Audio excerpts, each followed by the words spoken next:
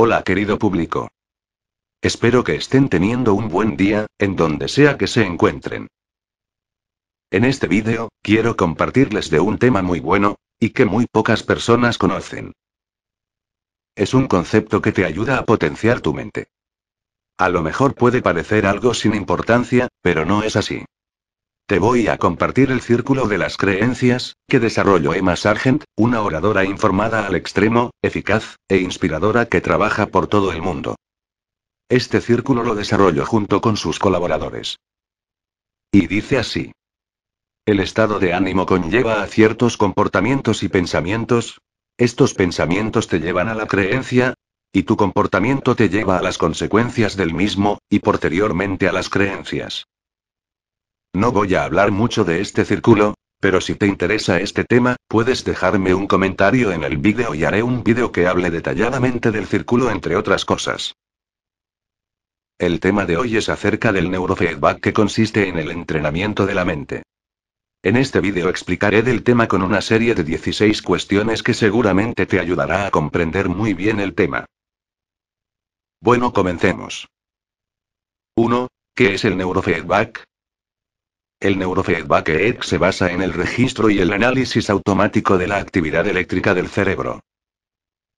Los parámetros específicamente seleccionados de dichas acciones se muestran al sujeto. Estos representan algunos de los principales procesos que por lo general permanecen inconscientes, y escapan al control racional. El neurofeedback funciona como una especie de espejo. Utilizando la señal de retroalimentación aprendemos cómo optimizar estos procesos.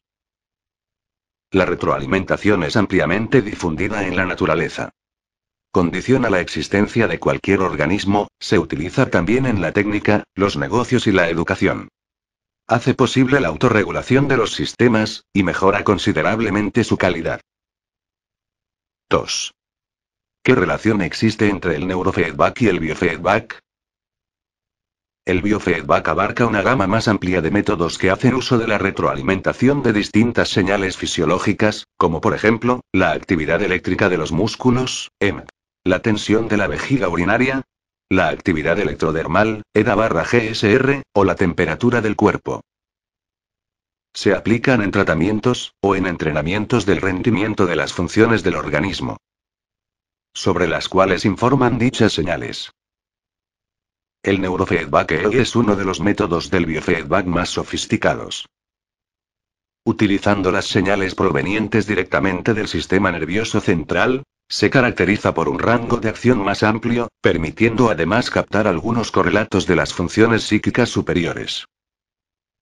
3. ¿En qué consiste el entrenamiento del rendimiento con la utilización del neurofeedback? El entrenamiento consiste en aprender, aprovechando la retroalimentación de los parámetros del EEG, que las relaciones existen entre nuestras conductas y aptitudes de un lado, y el buen funcionamiento cerebral del otro. Y cómo se puede aprovechar la experiencia obtenida de tal forma para controlar mejor la actividad cerebral y optimizar sus recursos en función de las necesidades. El objetivo es aprovechar plenamente el potencial de su propia mente para llevar una vida más alegre, actuar de manera más eficaz, y conseguir más. 4. ¿Cuáles son las ventajas del entrenamiento del rendimiento con el neurofeedback? Los resultados dependen, entre otras, del tipo de entrenamiento y calidad del equipo utilizado. Las ventajas más citadas son las siguientes. Mejor concentración. Mejor enfoque.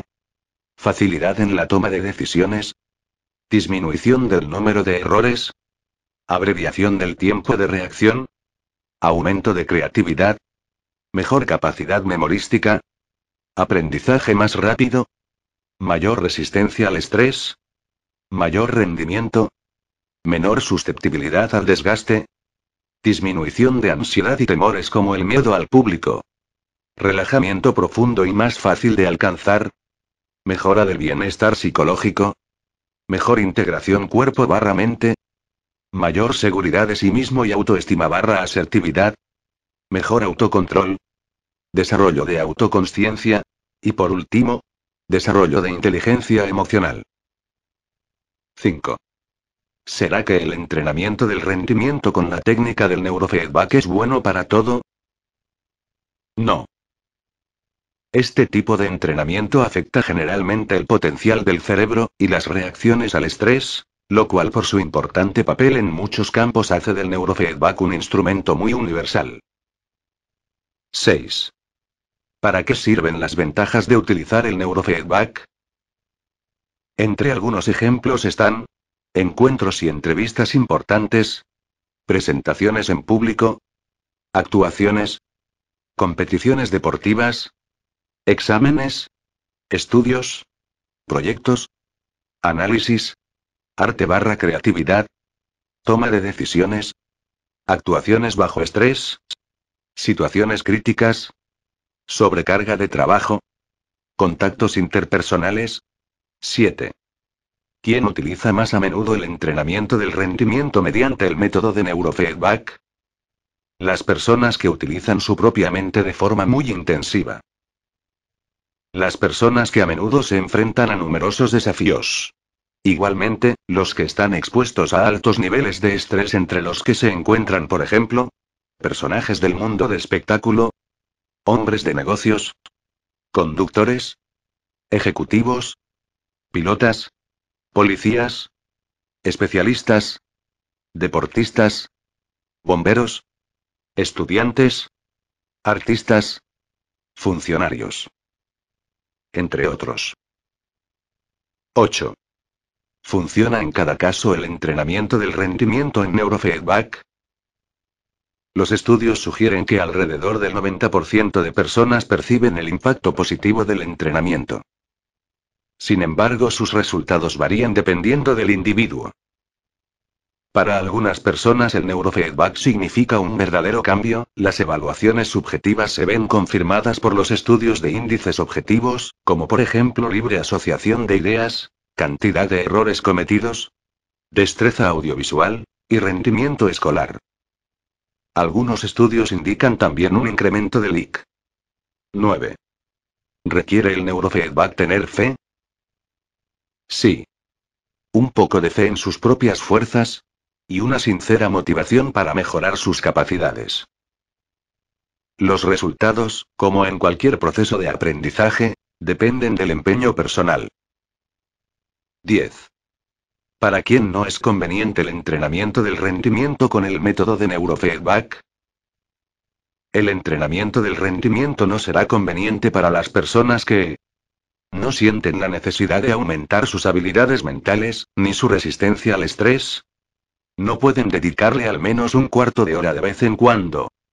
Tienen miedo o les preocupa utilizar un dispositivo tan sofisticado técnicamente. 11. ¿Cuánto tiempo dura el entrenamiento del rendimiento? Un mínimo de un par de breves sesiones, que se realicen de vez en cuando. Para obtener resultados más duraderos y significativos, se practican por lo general muchas más.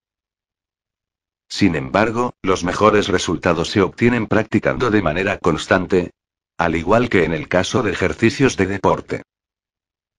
Además de ejercicios regulares, es recomendable hacer uso del neurofeedback antes de unos retos de más importancia, como por ejemplo, encuentros trascendentes, actuaciones en público, y exámenes. Así como después de momentos de fuerte estrés y en épocas de sobrecarga laboral. 12. ¿Cuánto se notan los efectos del entrenamiento del rendimiento? La percepción de los efectos consta de varias fases. Al principio, muchas personas experimentan un así llamado efecto de novedad. Lo mismo sucede, por ejemplo, cuando uno compra un coche nuevo, relacionado con una excitación. Sin embargo, este no es el principal objetivo del entrenamiento. Y suele desaparecer en pocos días. Otro componente, observado con cierta regularidad, es la mejora del bienestar, como pueden ser tranquilidad, serenidad, reanimación, claridad de ideas, etc. Dependiendo del tipo de entrenamiento. Aparece por lo general durante el entrenamiento o unas horas después.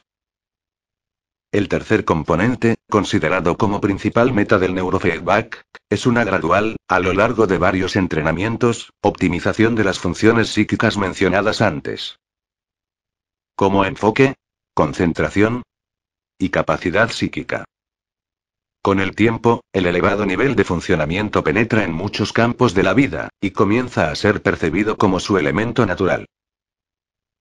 13. ¿Es difícil el entrenamiento por cuenta propia? Al utilizar el equipo que hace uso de los avances tecnológicos, el entrenamiento del rendimiento por cuenta propia no supone mayor problema. Lo más difícil puede ser ajustar bien los electrodos. Con un poco de práctica, las actividades manuales que hay que hacer se vuelven rutina, y requieren nada más unos minutos. 14.